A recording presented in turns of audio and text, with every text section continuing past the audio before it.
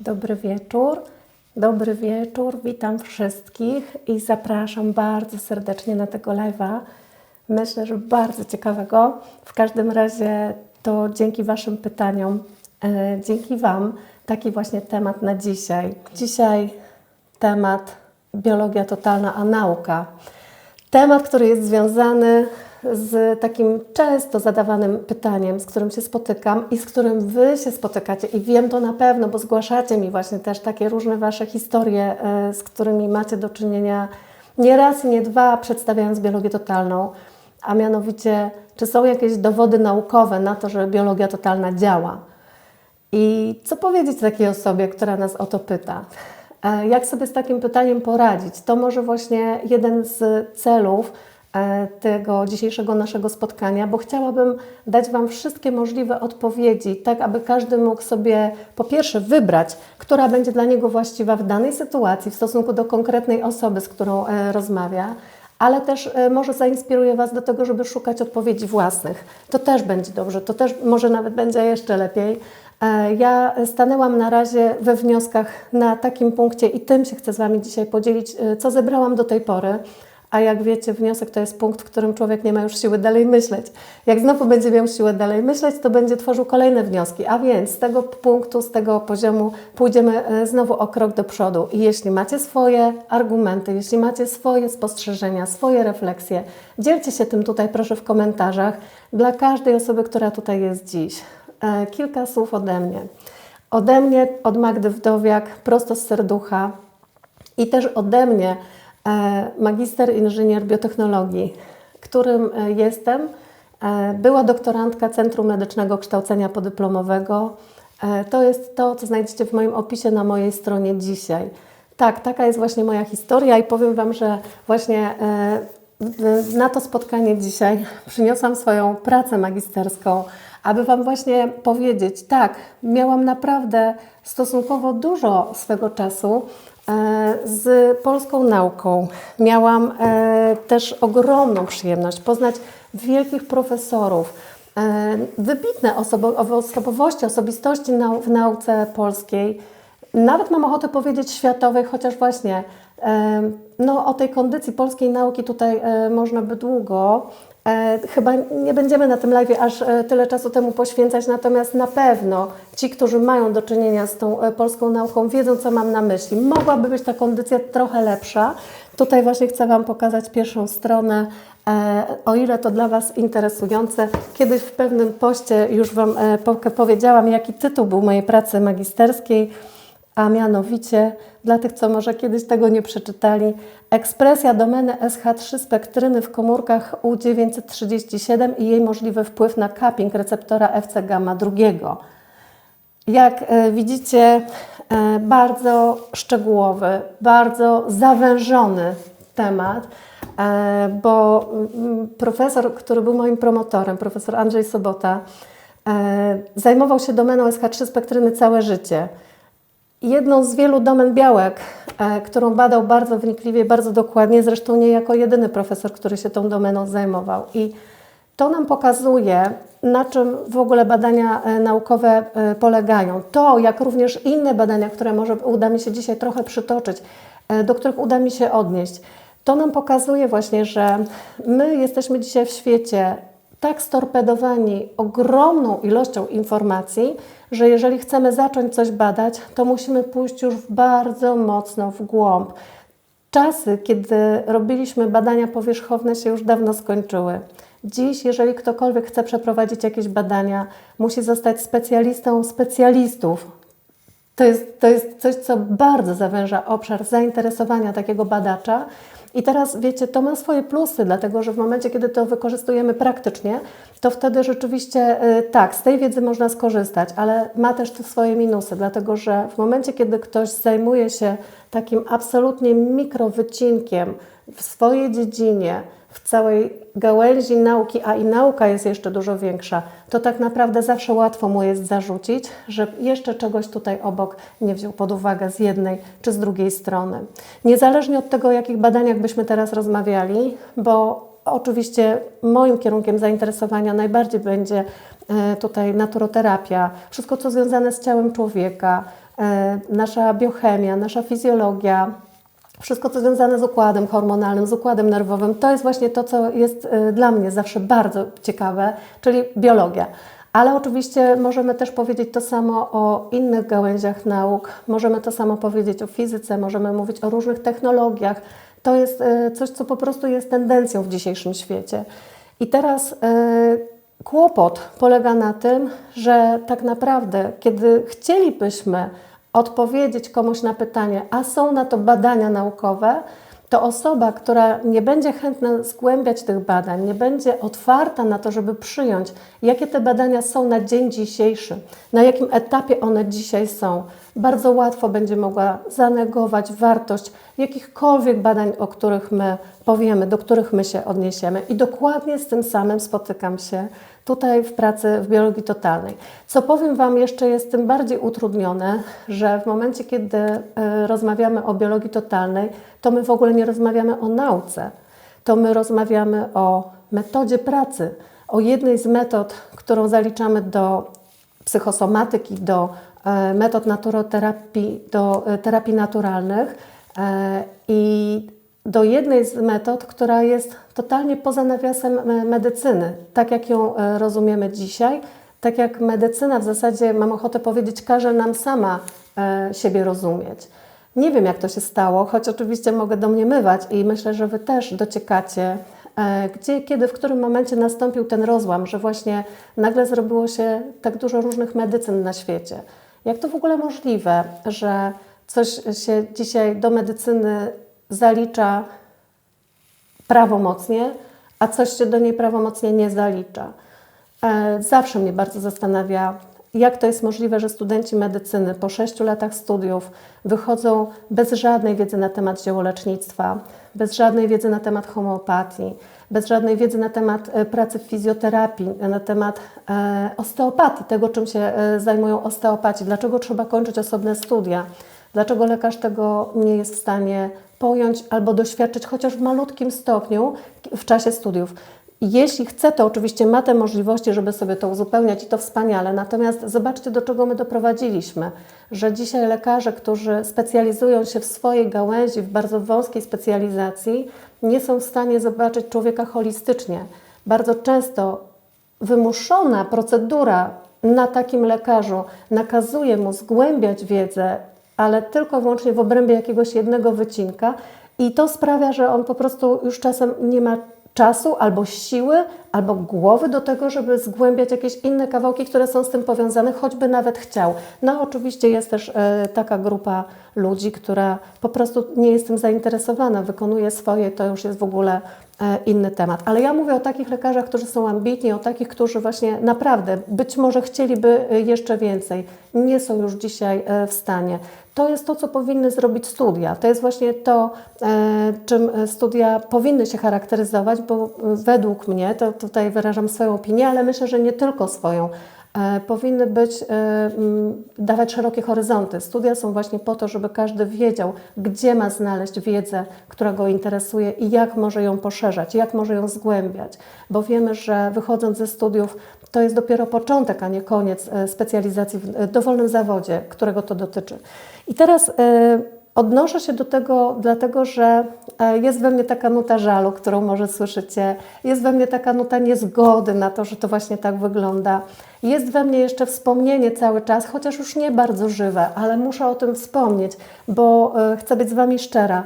Właśnie tego, że ja poczułam w którymś momencie, że muszę przerwać swój doktorat. Właśnie z racji tego, że to idzie w jakąś stronę absurdu. A moja historia, o której kiedyś mówiłam Wam, że Wam opowiem i może dzisiaj to jest właśnie dobry moment, wyglądała tak, że kiedy zrobiłam ową pracę magisterską, robiłam ją w ogóle, dzisiaj się zastanawiam, co mnie poniosło. W zasadzie mogłam ten tytuł magistra uzyskać na uczelni. Moja alma mater, Szkoła Główna Gospodarstwa Wiejskiego w Warszawie, międzywydziałowe studium biotechnologii, więc już samo to pokazało mi, jak studiować na różnych wydziałach i jak czerpać wiedzę z bardzo różnych kierunków i to było fascynujące, absolutnie. Ja byłam z pierwszego rocznika tego kierunku, jaki utworzył się w ogóle na tej uczelni, a więc byliśmy królikami doświadczalnymi Tu SIG, a propos badań naukowych, tak, to właśnie te eksperymenty, które na nas uczelnia przeprowadzała, jak tworzyć taki kierunek, plus minus bardziej udane. I właśnie tak, mogłam sobie wybrać jakiś jeden z tych wydziałów i tam zrobić swoją pracę magisterską, byłoby dobrze, spokojnie i prawdopodobnie dużo szybciej. Ale mnie coś poniosło do tego, żeby wybrać sobie temat poza uczelnią. Właśnie u profesora Soboty, w Instytucie Nęckiego, Polskiej Akademii Nauk. Tam były wakaty, tam byli praktykanci, tam magistranci mogli wybrać sobie jakiś temat. Trafiłam właśnie do zakładu pana profesora i okazało się w trakcie tych badań, że sam zakład, w którym jestem, nie jest w stanie dać mi całego zaplecza technologicznego do przeprowadzenia wszystkich badań, które okazało się, co poczułam, że jest możliwe, można poszerzyć w stosunku do tego pierwotnego tematu, jaki był u nas wyjściowy. I w ten sposób nawiązano współpracę ten instytut z drugim Instytutem Biotechnologii i Antybiotyków w Warszawie, u profesora Płócienniczaka, kolejna bardzo znana osobistość w świecie nauki. I swoją pracę magisterską robiłam już w 2 instytutach, ale potem okazało się, uwaga, i nie wiem, możecie się śmiać jak chcecie, naprawdę to zrobiłam, że to jeszcze można poszerzyć o badania w cytometrze przepływowym, którego nie było w tamtych instytutach, ale był za to w Centrum Medycznego Kształcenia Podyplomowego u profesora Kawiaka. A więc tak, zgłosiłam się właśnie do niego, czy mógłby użyczyć mi swoje laboratorium, czy mogłabym jeszcze część tych badań przeprowadzić u niego. Finalnie, skracając całą tą historię, 3 profesorów spotkało się na mojej obronie pracy magisterskiej po raz pierwszy w życiu. Profesorowie nie znali się wcześniej. Żaden z nich nie wiedział, co tak naprawdę jest w tej pracy magisterskiej, bo każdy z nich znał tylko i wyłącznie swój wycinek, tylko i wyłącznie ten swój kawałek pracy. Ja byłam jedyną osobą, która była w stanie o tym opowiedzieć w całości. No i teraz nie opowiadam tego Wam z poziomu ego, naprawdę nie. Opowiadam Wam dlatego, że to mi pokazało, jak wygląda świat nauki. I znowu, to jest tylko kropla w tym oceanie. Ale to jest właśnie układ holograficzny. To jest to, co pokazuje, że tak naprawdę właśnie tak wygląda nasza nauka. Każdy z profesorów, jeżeli robi jakieś badania, to może je zrobić tylko we własnym wycinku, w ramach swojego zaplecza technologicznego, swojego laboratorium, swojej wykształconej kadry, grantów, które ma na to, różnych środków finansowych, po prostu swoich możliwości. Nie ma takich opcji, żeby byli na świecie naukowcy, którzy wiedzą wszystko, choć oczywiście mamy bardzo ambitne osoby w świecie nauki, w świecie medycyny, no i oczywiście też naturoterapii, które starają się łączyć holistycznie tą wiedzę w bardzo szerokim zakresie. Chciałabym się do takich osób zaliczać. I teraz zobaczcie, chwilę po tym, jak obroniłam swoją pracę magisterską, a tak naprawdę było to następnego dnia o godzinie 9 rano, a więc jeszcze dobrze się nie wyspałam po tym, jak oblewaliśmy tutaj zdobycie tytułu magistra, zadzwonił do mnie telefon z CMKP. Od profesora Kawiaka dzwoniła pani sekretarka, mówi: Pani Magdo, mamy miejsce do pracy, czy Pani do nas przyjdzie? Bardzo Panią zapraszamy do zespołu, jeżeli Pani ma ochotę, jest miejsce na robienie doktoratu, będzie nam bardzo miło, jeśli Pani do nas dołączy. A ja przecierałam oczy i po prostu nie wierzyłam, czy to nie sen, czy to rzeczywiście prawda. Ale było mi bardzo miło, poprosiłam tylko o to, żebym mogła mieć miesiąc wakacji jak inni studenci, żeby sobie chwilę odpocząć i to dostałam. I dołączyłam do zespołu, co wspominam dzisiaj z łezką wokół, bo tam nauczyłam się, jak można tworzyć zespół, jak można pracować razem nad różnymi projektami i było to naprawdę przecudowne doświadczenie.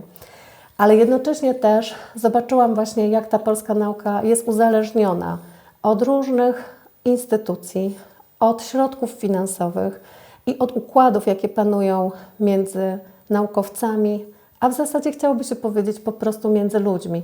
Jestem przekonana, że to tak samo jak w każdej innej dziedzinie, bo czy to będą różne korporacje, czy to będą inne firmy, czy to będą spółki państwowe, czy to będą jakieś firmy prywatne, to układy często mają znaczenie dla powodzenia takiej, a nie innej działalności czy przedsięwzięcia. I chciałoby się właśnie tak ideologicznie powiedzieć, że w nauce to w ogóle nie powinno mieć miejsca. Że tutaj właśnie dla dobra nauki, dla wyższego dobra to powinno działać inaczej. Ale moje doświadczenia mówią o tym, że tak nie jest. I co z tego, że powinno? A więc ja zaczęłam robić doktorat. w zakładzie cytologii, gdzie pracowano nad poszukiwaniem leków na nowotwory. Badano różne cytostatyki na komórkach nowotworowych i sprawdzano ich skuteczność. Ja dostałam jakąś linię komórek kurzych, na których mogłam pracować. To w związku z tym, że odmówiłam badań na myszach, powiedziałam, że nigdy nie będę pracować na żywych organizmach, więc pracowałam na linii komórkowej, na właśnie komórkach pozyskanych wtedy od Japończyków, pewnych badaczy, którzy już na tych komórkach pewne badania poczynili i należało je kontynuować.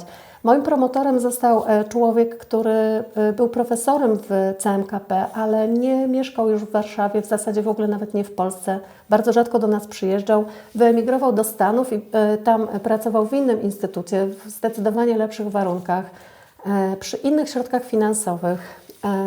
A tutaj po prostu miał swoje słowo. W momencie, kiedy przeprowadziłam całą paletę badań i już znowu nie chcę Was zanudzać za bardzo, ale to ważne, co mówię w tej chwili, ważne dla tego, co padnie później tutaj. W momencie, kiedy zrobiłam 13 powtórzeń jednego doświadczenia, przy czym każde z nich trwało po kilka tygodni i wymagało pracy takiej naprawdę mrówczej. Często przyjeżdżałam do instytutu w środku nocy, bo niektóre badania trzeba było powtarzać co 12 godzin, więc portier już mnie znał i poznawał z daleka, żeby mi bramkę otwierać. Ja udowodniłam, że pewne cytostatyki nie działają tak, jak jest to opisane w literaturze, w 13 powtarzaniach tego samego doświadczenia. I za każdym razem, kiedy ja przychodziłam do profesora i mówiłam, panie profesorze, to mi wychodzi tak. Ja po prostu, żebym nie wiem ile razy to powtórzę, to ja za każdym razem mam właśnie taki wynik. I w którymś momencie już bardzo jasno usłyszałam, więc ja Ci tego nie opublikuję. A jak wiecie, jeżeli nie opublikujemy pracy naukowej w jakimś czasopiśmie z wysokim impact factor, to nie ma możliwości obrony tego doktoratu. Więc zostałam w sytuacji, w której albo mogłam znaleźć innego promotora, który by mi tą pracę obronił, albo mogłam po prostu zaprzedać siebie i po prostu tak nagiąć te doświadczenia, tak je obrobić statystycznie, matematycznie, wrzucić to w różne algorytmy, żeby wykazać dokładnie to, czego ode mnie oczekiwano. Wszystko dlatego, że ten profesor współpracował z Japończykami, od których zależeliśmy, dlatego że to oni nam dawali i dosyłali cały czas te komórki, na których te badania były prowadzone. Więc ja po prostu, wiedząc, że na rynku jest już mnóstwo badań, które coś dowodzą, sama jedna jako młoda doktorantka nie jestem w stanie udowodnić, że jest inaczej. Po prostu w tym momencie, kiedy bym to udowodniła, zakład przestaje działać. Wszystkie inne badania po prostu nagle są zakwestionowane. Nikt z tego świata, z tego wielkiego świata, który to finansuje, nigdy by mi na to nie pozwolił.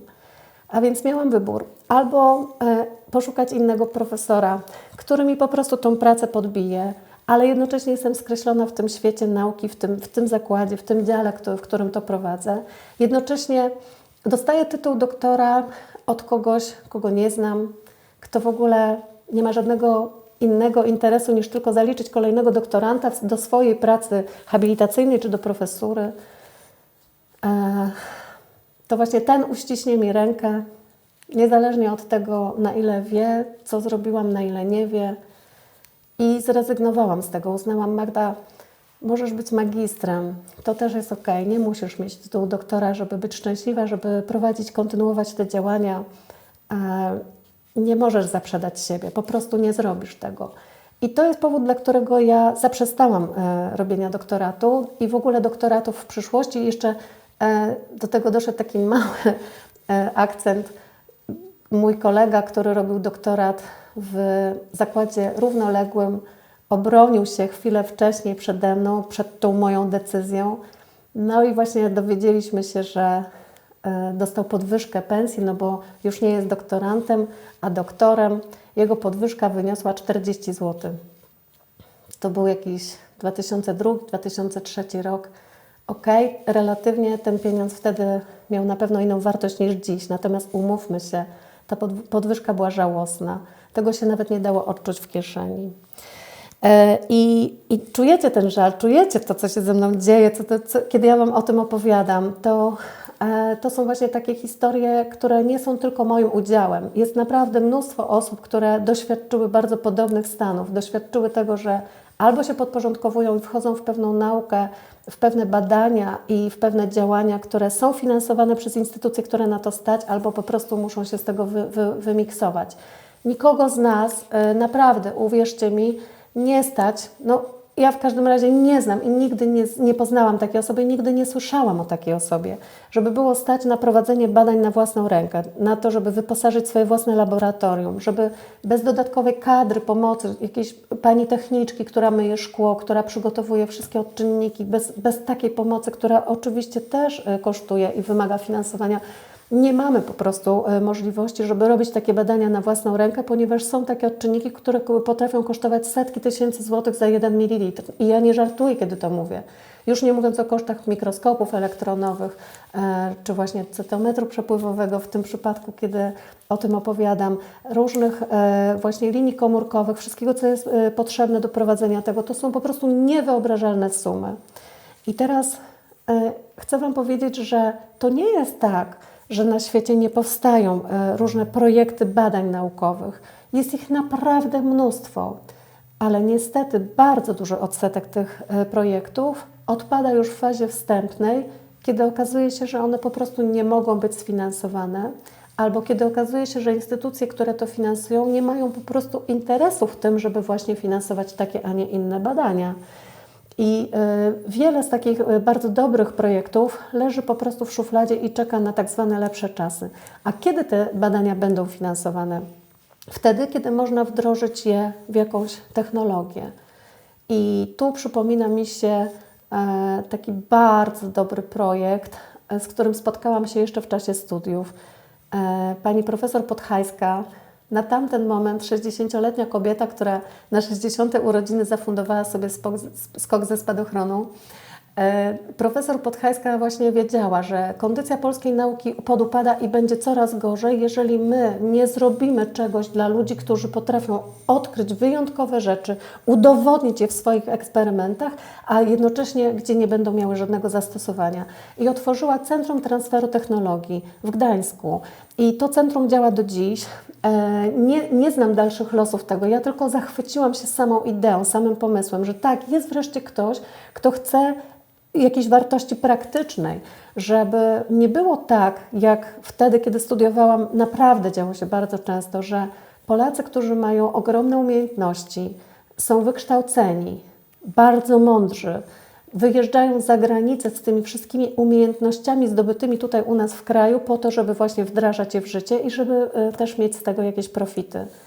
U nas nie było takich tendencji. Oczywiście to się zmienia. Oczywiście dzisiaj już możemy zaobserwować, że te technologie wchodzą w życie i że dzięki tym badaniom, że dzięki temu właśnie, co ludzie odkrywają, my możemy iść do przodu. Jednak chcę powiedzieć, że znowu gro tych badań jest po prostu sponsorowane przez firmy farmaceutyczne lub różne inne firmy, głównie przemysł chemiczny czy farmaceutyczny, jeśli cały czas jesteśmy tutaj w naszym temacie. No i jeżeli komuś na tym będzie zależało, to wtedy to będzie finansował, ale niestety nie wszystkim zależy na tym, żeby finansować każdy projekt. A więc teraz, dlaczego o tym wszystkim opowiadam? Bo jak ktoś pyta mnie, czy są badania naukowe na to, że biologia totalna działa, to chcę zapytać, to powiedzcie mi, kto takie badania miałby przeprowadzić? Kto takie badania miałby zrobić? Jaki miałby mieć w tym interes? Jeśli biologia totalna nawet nie leży koło jakiejś gałęzi medycyny w dzisiejszych czasach. Nie ma takich badań. Nie ma takich osób, nie ma takich zainteresowanych. To, co możemy powiedzieć, to to, że biologia totalna wyrosła na bazie germańskiej nowej medycyny. I to będzie prawda. I na tym się opieramy w naszych działaniach. Germańska nowa medycyna bowiem jest nauką, wcale nie metodą pracy, jak się okazuje, choć chyba jeszcze taki wpis zobaczycie na mojej stronie, za co bardzo przepraszam, ale wiecie, że właśnie niedawno zostałam pouczona, bo sama myślałam, że germańska nowa medycyna to metoda pracy. To właśnie to, co wynalazł dr Hammer w oparciu o swoje badania kliniczne, które prowadził, w oparciu właśnie o swoje eksperymenty, można powiedzieć, ale tak naprawdę głównie wywiady przeprowadzone z pacjentami i swoją pracę lekarską, którą ubrał później w 5 praw natury, które znacie, którą ubrał później w tą nazwę germańskiej nowej medycyny, czy germanische Heilkunde, tak jak on to nazywał. I teraz okazuje się, że to nie jest metoda pracy, okazuje się, że to jest nauka. Tak mówią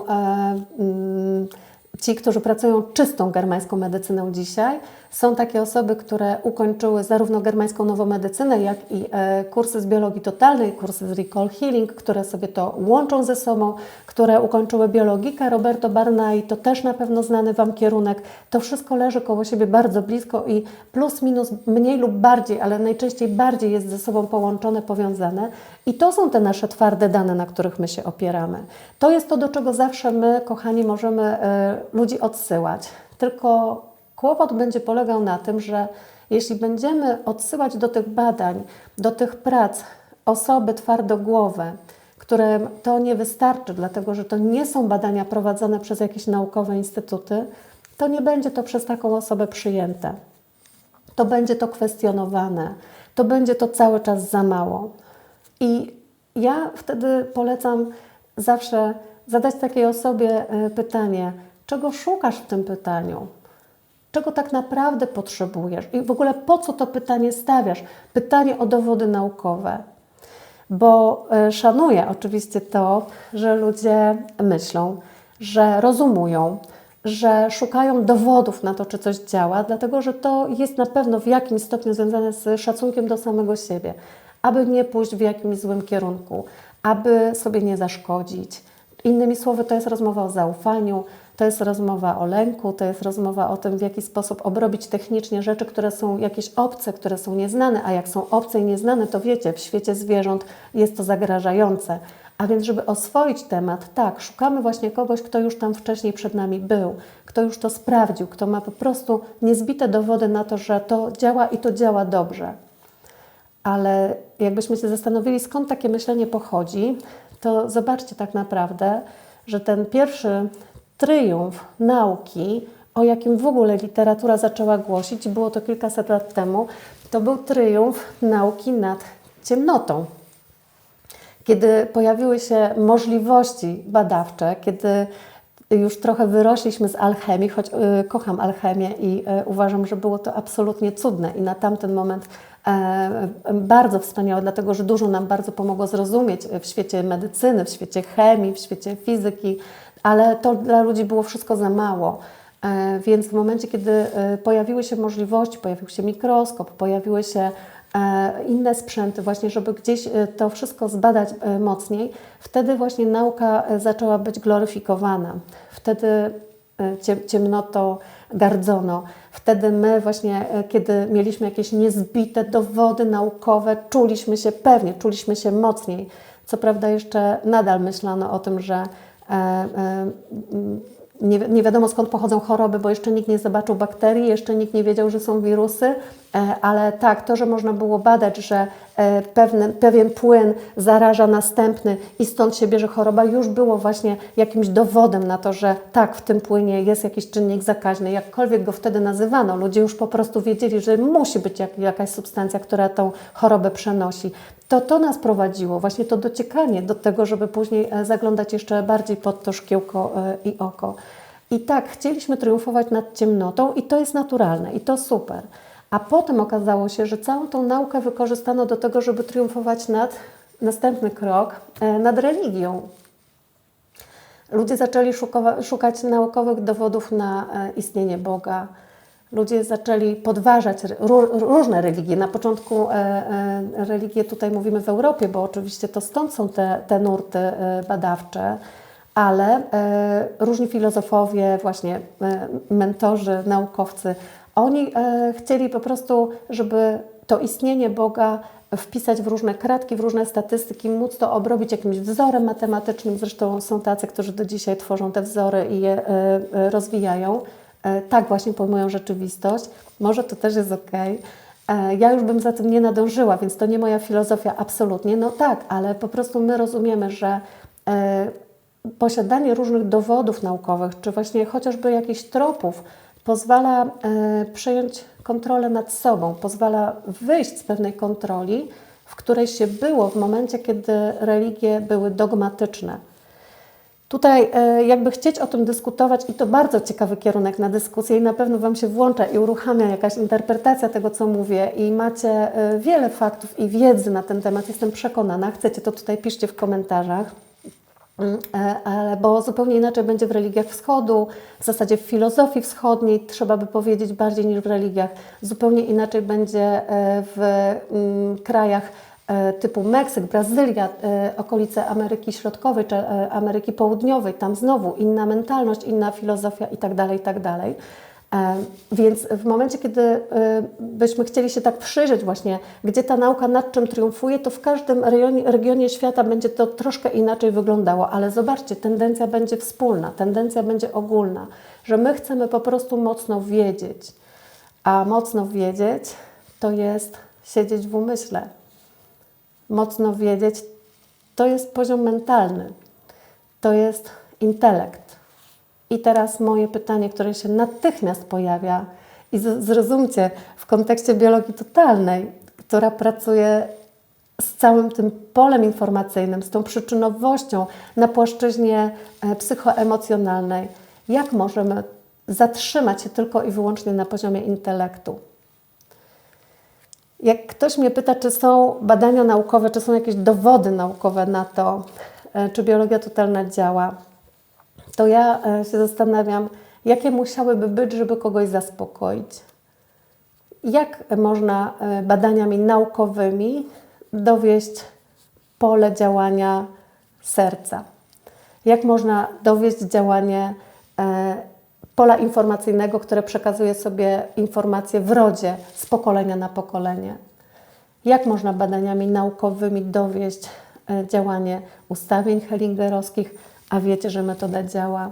Jak można dowieść, że działa hidden mind wtedy, kiedy stosujemy wibracje różnych dźwięków do pewnego stopnia? Tak, bo my możemy je badać, bo my możemy sprawdzać, z czym rezonują i dlatego właśnie jest Instytut Dźwiękoterapii Dogłębnokomórkowej w Krakowie chyba, z tego co pamiętam, na południu Polski na pewno i profesor Barbara Romanowska, która prowadzi terapię przeciwnowotworowe właśnie z wykorzystaniem dźwięków, dlatego że mamy dowody na to, że dźwięki działają, ale teraz powiedzcie mi, jakie badania musiałyby być przeprowadzone, żeby można to było uznać w świecie nauki?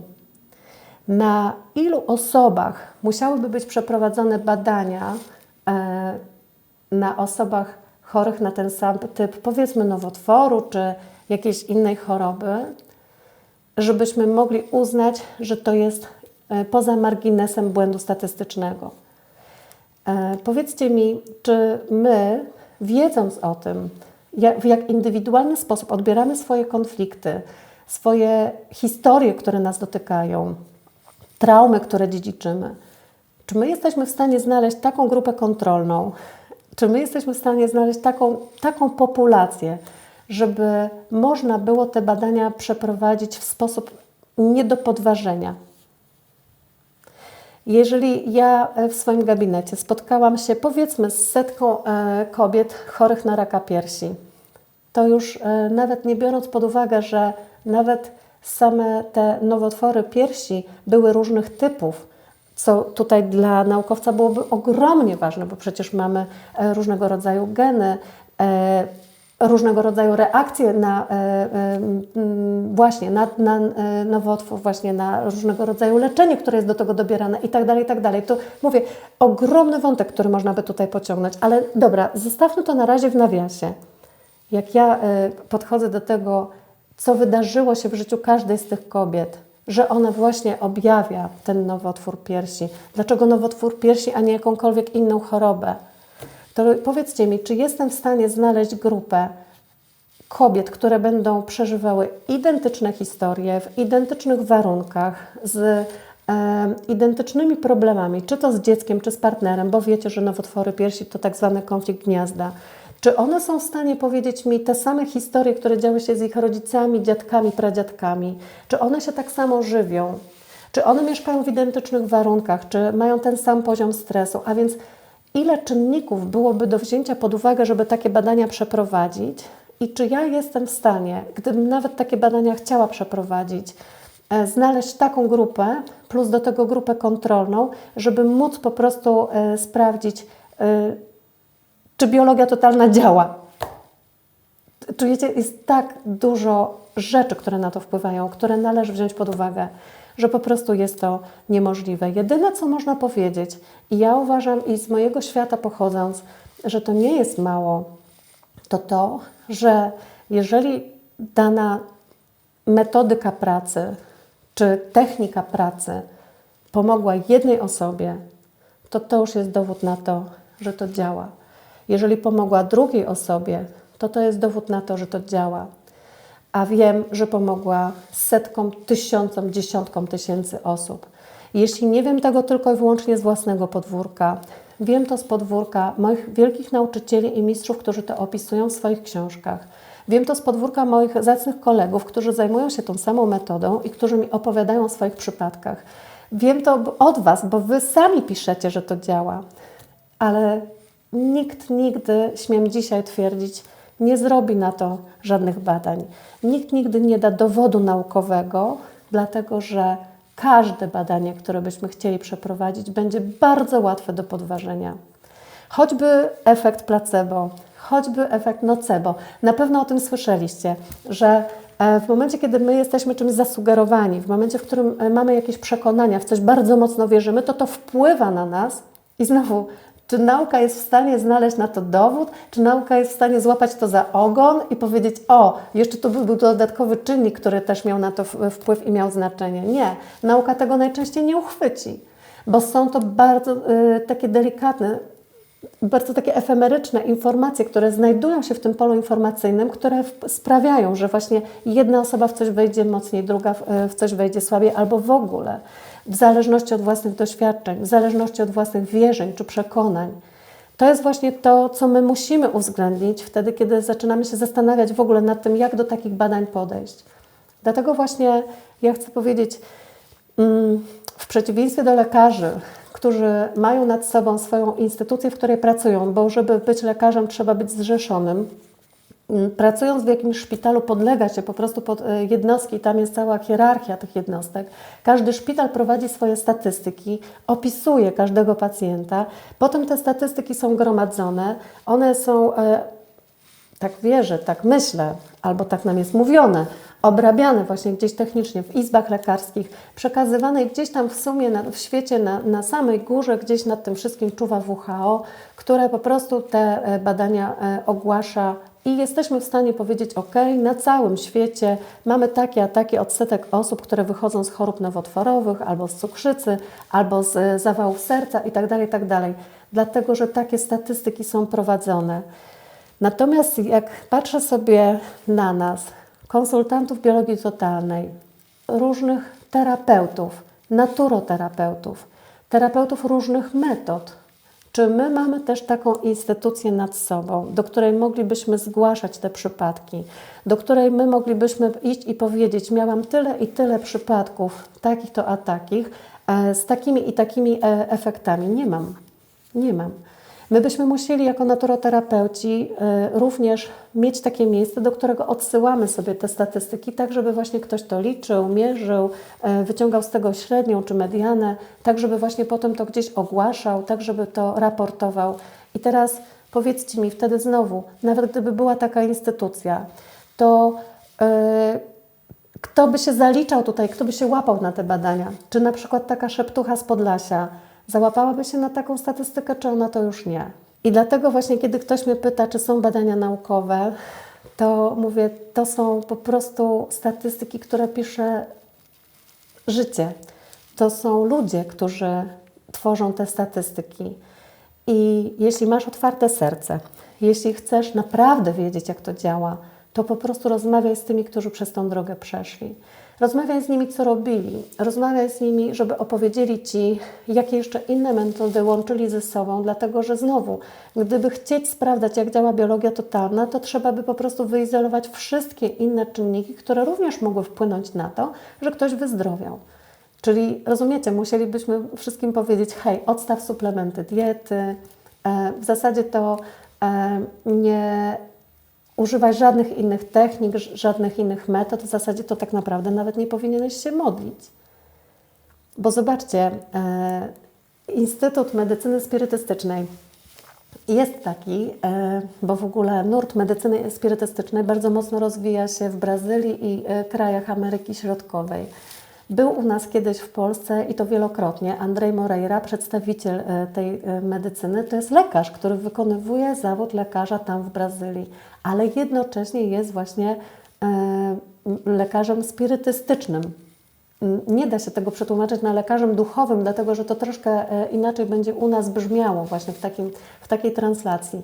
Andrei Moreira jest autorem książki, którą napisał, która została przetłumaczona na język polski i wiecie co, ja tak sobie patrzę, pozwólcie mi, ja nie wiem tylko, czy ja mogę to robić, ale chyba mogę jeździć tu na krześle.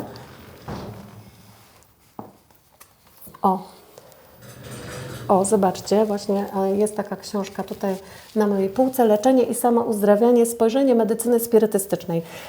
Jak ktoś jest zainteresowany, serdecznie polecam. Tutaj właśnie po prostu taka ciekawostka jeszcze, że i taka medycyna jest.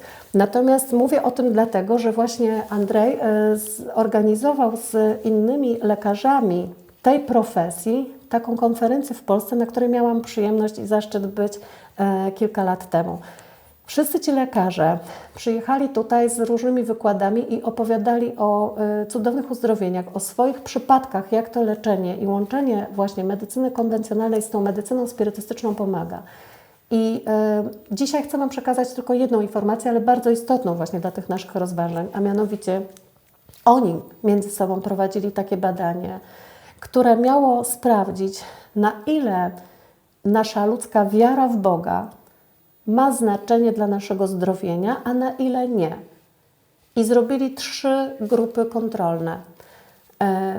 Mieli taką grupę osób, która była chora i to w każdej grupie były setki osób, jeśli nie tysiące nawet i ja tych liczb, wiecie, że ja szukałam dzisiaj tych badań, ja bardzo chciałam tą kartkę odnaleźć i obiecuję Wam, że jak na nią natrafię, ale zmieniłam studio, jak wiecie, i nie mam tego tutaj jeszcze przy sobie, bo nie wszystko tutaj jeszcze przeprowadziłam, to wtedy napiszę Wam to w poście, jak tylko dokopię do tych informacji, ale skracając w tej chwili, nie miało dla nich znaczenia, na co były chore te osoby, ale w większości to były przypadki nowotworowe, czyli takie osoby, które już były po prostu uznane przez klasyczną medycynę za nieuleczalnie chore. Część z tych osób to były osoby, które były bardzo, bardzo wierzące. Część z tych osób to były osoby totalnie niewierzące, ale bardzo religijne. I część z tych osób to były osoby bardzo religijne i wierzące jednocześnie.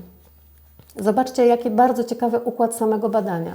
Układ, który pokazuje, że być religijnym to nie jest to samo, co być wierzącym. A oni właśnie tutaj w tej medycynie spirytystycznej mówią, chorujesz, jeśli jesteś odcięty od Boga, jeśli nie masz poczucia połączenia ze źródłem, ze światłem, jakkolwiek to nazywasz. W tamtych krajach jest bardzo silna tradycja pracy z duchami. To sobie rozmawialiśmy o tym miesiąc temu przy okazji naszego Święta Zmarłych, Święta Wszystkich Świętych. Tak, my też tą tradycję słowiańską dziadów mamy tutaj na naszych ziemiach i myślę, że jest ona wszechobecna na wszystkich kontynentach. Tylko że u nas nie zalicza się to do medycyny, a tam tak. Tam właśnie jest to włączane do uzdrawiania. I okazuje się, że ta grupa osób, która deklaruje być bardzo religijna, ale jest niewierząca, to jest grupa osób, która choruje najciężej, najdłużej i rezultaty uzdrawiania są najsłabsze. Grupa osób, która deklaruje wiarę, która czuje połączenie z Bogiem w sobie, która czuje połączenie ze źródłem i ze światłem, zdrowieje najszybciej i to jest około 80% różnicy w tempie zdrowienia i w skuteczności różnych metod, które są stosowane w leczeniu. Ta trzecia grupa, czyli ta, gdzie osoby są wierzące i religijne jednocześnie, to jest grupa bardzo zbliżona do tej grupy wierzącej. Okazuje się, że wpływ religii na nasze zdrowienie jest bardzo minimalny. Wystarczy wierzyć w Boga, wierzyć w źródło, w Stwórcę, jakkolwiek to sobie nazywacie, jakkolwiek czujecie, wiecie o czym mówię, żeby ciało zdrowiało, żeby nasze ciało mogło puszczać konflikty i po prostu stawać w świetle. To bardzo ciekawe według mnie. Okazuje się właśnie, że dewocja w zdrowieniu nie pomaga. I teraz pytanie właśnie, czy nasi polscy naukowcy wzięliby takie badania pod uwagę? Kto zaliczyłby właśnie takie badania do badań naukowych? To jest pytanie retoryczne, z którym chcę Was zostawić. Byliśmy przy tym efekcie placebo, a więc właśnie to, że mamy pozytywne nastawienie do jakiegoś leczenia, pozytywne nastawienie do jakiejś metody, to, że mamy przekonanie, które gdzieś z czegoś w nas wynika i to jest też bardzo istotne i bardzo ciekawe dla mnie, z czego nasze przekonania, że właśnie coś działa, coś nie działa, wynikają. To jest właśnie to, co pozwala nam zdrowieć albo nie, bo rozumiemy, jeżeli gdzieś jest jakieś uprzedzenie, no to wtedy nie będziemy zdrowieć. To jest ten efekt nocebo, gdzie nawet jeśli jest udowodnione działanie jakiegoś leku, jakiejś substancji chemicznie czynnej, jakiejś techniki czy technologii bądź metody pracy z pacjentem, ale ktoś po prostu tego nie przyjmuje, to okazuje się, że jego przekonanie ma tak silny wpływ, że to na niego po prostu nie działa. To jest właśnie to pole informacyjne. To jest właśnie to coś, co jest nieuchwytne. To jest właśnie to coś, co dzisiaj naukowcom jest naprawdę bardzo trudno złapać i zbadać i podać jako przyczynę tego, że gdzieś jest ten margines błędów w ich badaniach, że gdzieś coś wychodzi poza statystyki, nie rozumieją tego. To mogą być rzeczy, które będą tłumaczone badaniami fizyki kwantowej. To jest ta dziedzina, która dzisiaj ma ogromne pole do popisu. To jest to, co dzisiaj pozwala nam zrozumieć, jak działa człowiek, pozwala nam zrozumieć to pole informacyjne, przepływ informacji, choćby właśnie poprzez częstotliwości i wibracje, i wiecie na pewno, o czym mówię. I to jest właśnie to, co nam trochę wyjaśnia, ale żebyśmy my mogli dobrze rozumieć, w jaki sposób pewne rzeczy działają, to my potrzebujemy w sobie zintegrować, powiedzmy, obie wiedzę, czyli i tą klasyczną, medyczną, to, co wiemy na temat anatomii, fizjologii, biochemii człowieka, właśnie z tym, co dzisiaj dopływa do nas jako informacja z tego pola o fizyce kwantowej, która działa. My potrzebujemy to ze sobą łączyć. Naukowcy jeszcze tego ze sobą do końca nie łączą, a w każdym razie nie wszyscy, a w każdym razie bardzo niewielu, dlatego rzadko kiedy możemy o tym przeczytać wiarygodne prace. A więc jeśli przychodzi do Ciebie człowiek i pyta, czy są badania naukowe na to, że biologia totalna działa, to co powiesz? Są, tylko musisz je sobie sam połączyć, musisz je ze sobą syntetyzować, musisz sam zawnioskować. A więc tak, siadaj tutaj na jakiś rok, przeczytaj wszystkie artykuły, posłuchaj sobie w internecie mądrych głów, poczytaj różne książki, zbierz to sam w sobie i wtedy będziesz miał dowód. A najlepiej oczywiście, jeśli wypróbujesz na sobie sam, dlatego że może się okazać człowieku, że jesteś właśnie poza marginesem tego błędu statystycznego, dlatego że Twoja historia jest osobista, bardzo wyjątkowa. To, co przeżył Twój ród, jeszcze do tej pory nie spotkało się gdzieś tutaj w tych statystykach, jeszcze się to nie zmieściło. Właśnie teraz jesteś Ty, który przecierasz ten szlak. I co z tym zrobisz? Aha, i jeszcze jedno. Jeśli ktoś Wam zada pytanie, czy są jakieś dowody naukowe na to, że biologia totalna działa, to zadajcie mu pytanie, czy myślisz, że na wszystko, co dzisiaj działa, mamy badania i dowody naukowe? Czy wiecie, że do dzisiaj nie ma żadnych badań, które by udowadniały celowość zastosowania i dawkowania adrenaliny? A przecież to jest podstawowy środek ratowania życia. Rzecz, którą ma w swojej torbie każdy ratownik medyczny w karetce pogotowia, każdy lekarz na OJOM-ie, a nie ma na to żadnych badań. I jak myślicie, dlaczego? Bo po prostu nie można takich badań przeprowadzić. Kto chciałby sprawdzać, jaka jest górna dawka, którą można podać ludziom, to są badania z narażeniem życia i nikt tego po prostu dzisiaj nie zrobi. Zresztą tak samo jak bardzo wiele różnych środków jest niebadanych na kobietach w ciąży. I po prostu wszyscy to przyjmują, że na pewnej grupie kontrolnej osób ciężarnych nie można pewnych substancji chemicznych badać, pewnych technik, pewnych metod, pewnych działań i wszyscy to w jakiś sposób przyjmują. Więc dlaczego nie mieliby przyjąć tego, jeśli chodzi o biologię totalną? To jest właśnie ciekawe, co się tutaj zestawia ze sobą. No i ten kuriozalny przykład, który może znacie, może nie, który mówi o tym, że żadne badania naukowe jeszcze nie udowodniły, że spadochron ratuje życie.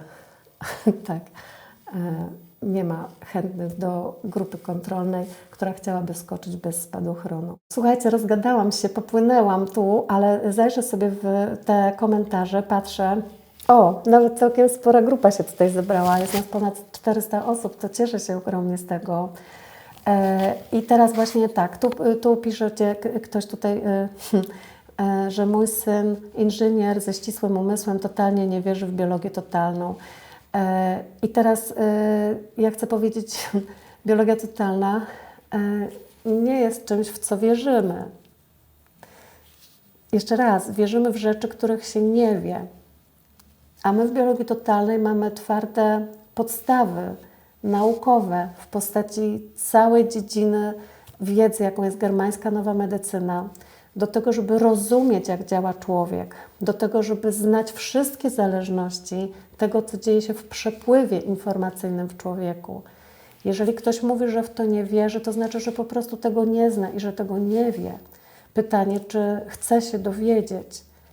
My nie potrzebujemy wierzyć w biologię totalną. To, co potrzebujemy, to zaufanie. To zaufanie albo do osoby, która nam o tym mówi, albo do samej metody, po to, żeby mieć odwagę sprawdzić, jak to działa na mnie samej, na mnie samym.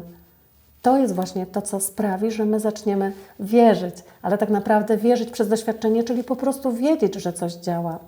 Ludzie często nie wierzą w biologię totalną, dlatego że nie chcą eksperymentować, że nie chcą sprawdzać właśnie, czy coś na nich działa, czy nie. Chociaż chcę powiedzieć, że eksperymentowanie jest wpisane w naturę ludzką. Powiem Wam, że czasem do tego stopnia, że no właśnie, aż niektórzy odkryli nagrody Darwina. Nie wiem, czy słyszeliście, ale są to pośmiertnie przyznawane nagrody za różnego rodzaju eksperymenty i osiągnięcia życiowe. Cały paradoks w tym słowie życiowe, dlatego że, tak jak wspomniałam, nagroda przyznawana jest po śmierci. No i są właśnie tacy, którzy koniecznie chcieli sprawdzić, czy można się przykleić klejem kropelką do byka i otóż można.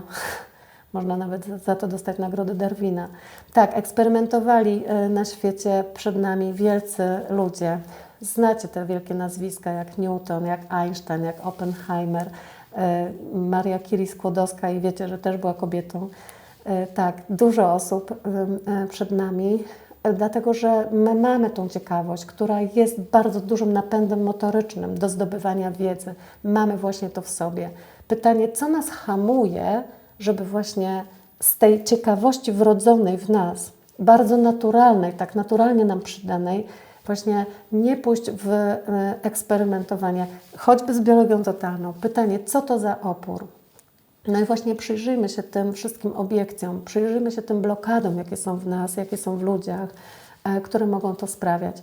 Pierwsza rzecz, którą bym wzięła tutaj pod uwagę, to właśnie to, że ludzie, żeby za kimś pójść, potrzebują czuć, że to jest autorytet.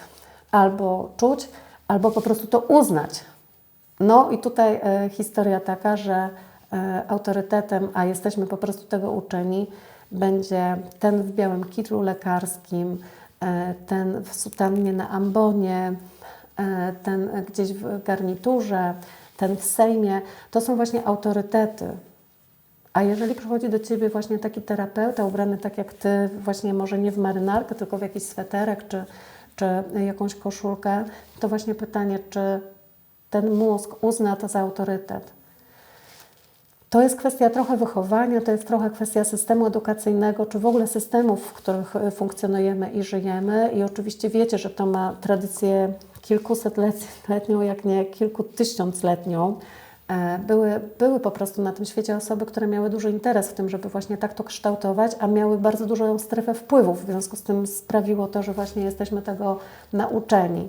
Tak, tutaj właśnie często spotykam się też z taką drugą stroną tego medalu, a mianowicie, że są osoby, które mają konflikt z autorytetem, a więc niezależnie od tego, kto im coś poleci po drugiej stronie, jeśli ktoś ma konflikt z autorytetem, to tego po prostu nie zastosuje.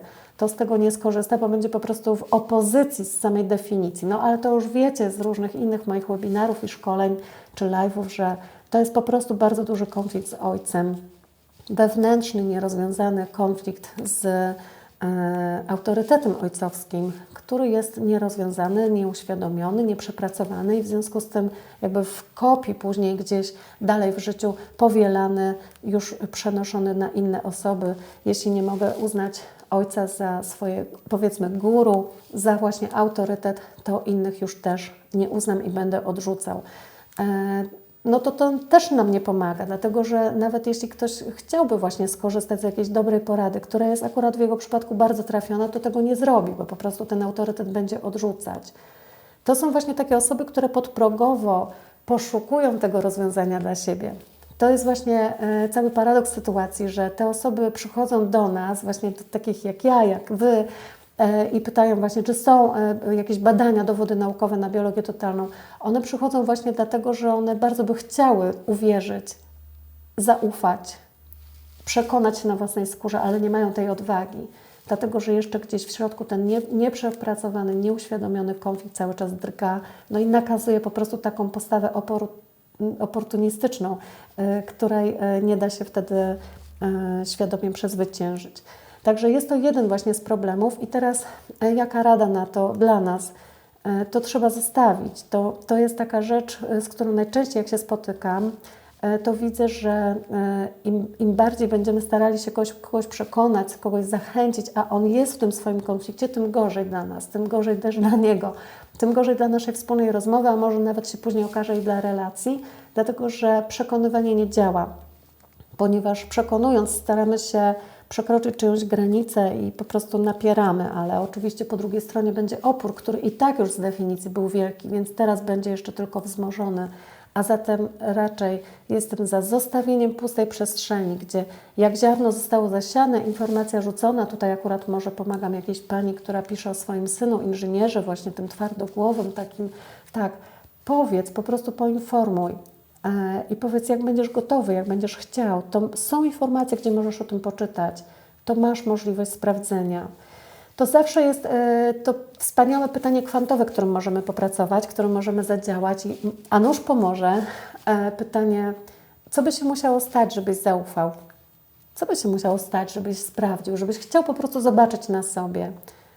Czy to jest tak, że musiałbyś poznać jakąś osobę, która wyzdrowiała? No i wtedy mówisz, chodź, pokażę Ci taką osobę.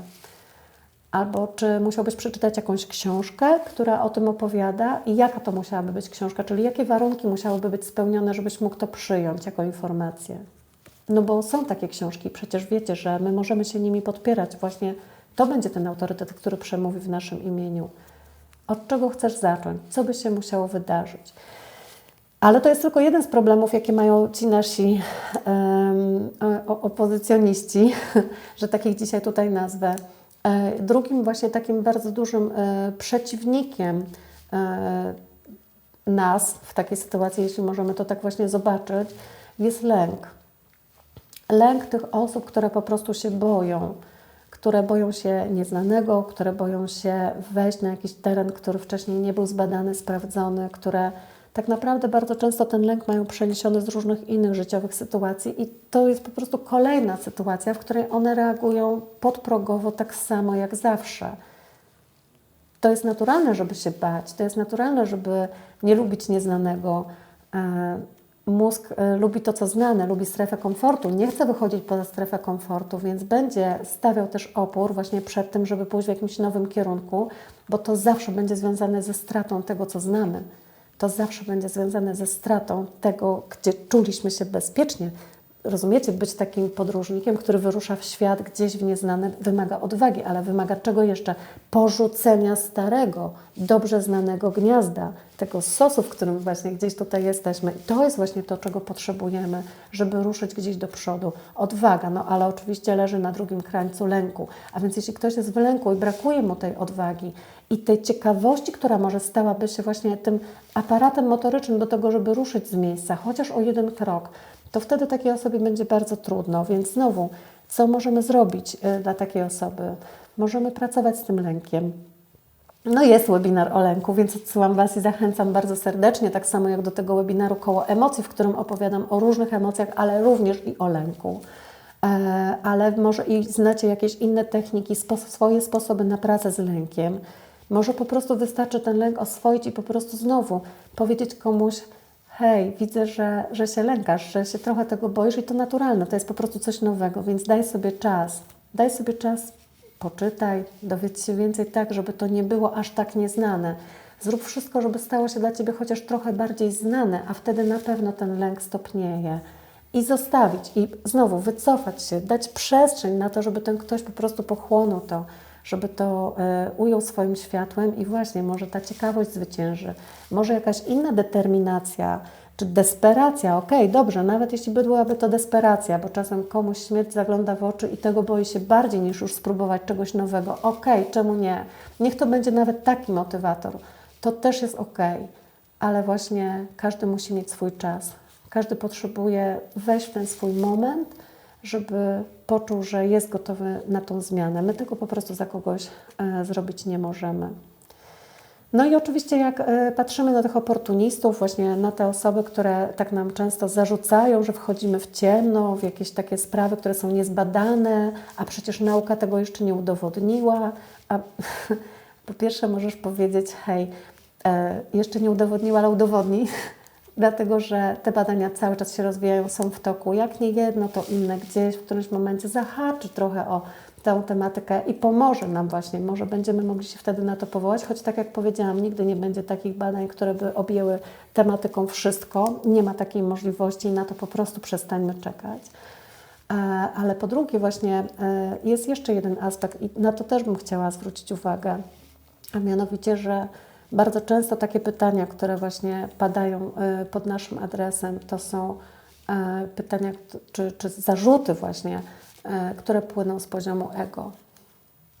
No i znowu z tym jeszcze pracuję jeszcze inaczej niż z lękiem albo właśnie z konfliktem z autorytetem. To jest po prostu zupełnie inny rodzaj problematyki, do której podchodzimy.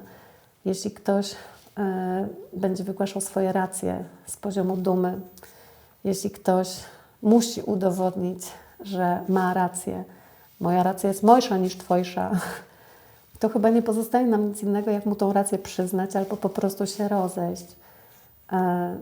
Taka walka, w którą wprowadza nas dana osoba dumna i walcząca o swoją rację, to jest walka, która z góry jest skazana na niepowodzenie, bo znowu najczęściej sprowadza się do bitwy na argumenty, a argumenty płyną z poziomu intelektualnego, a na poziomie intelektualnym muszą być twarde dowody, no a my twardych dowodów nie mamy.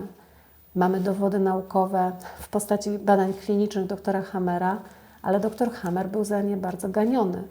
Był zmuszony do tego, żeby opuszczać kraj i to 2 razy. Najpierw wyjechał z Niemiec, potem uciekał z Hiszpanii. I znacie tą jego historię. W obronie tej prawdy, którą głosił, w obronie tych badań, które prowadził, on po prostu był szykanowany, więziony i musiał uciekać z życiem. Teraz właśnie pytanie, czy my możemy się takimi dowodami posłużyć tak, żeby osoba dumna, osoba, która chce wygrać właśnie na poziomie ego, tego nie obaliła? Tak, znane są przypadki osób, które były pacjentami doktora Hammera i zmarły. I ja chcę powiedzieć, że ja sama w swojej praktyce również mam przypadki osób, które pracowały biologią totalną i nie żyją. I takich osób, im dłużej będę żyła, będzie więcej. Ale pytanie, czy to jest dowód właśnie na to, że biologia totalna nie działa? Czy to jest do zestawienia 1 do 1? Czy my widzimy coś więcej niż właśnie tylko to 1 do 1? Ile czynników na to wpływa? Czy my w ogóle uwzględniamy tutaj poziom duszy? Tego, kiedy ktoś jest gotowy na to, żeby tutaj na tej ziemi jeszcze dalej nad sobą pracować, a kiedy już jest gotowy na to, żeby odejść.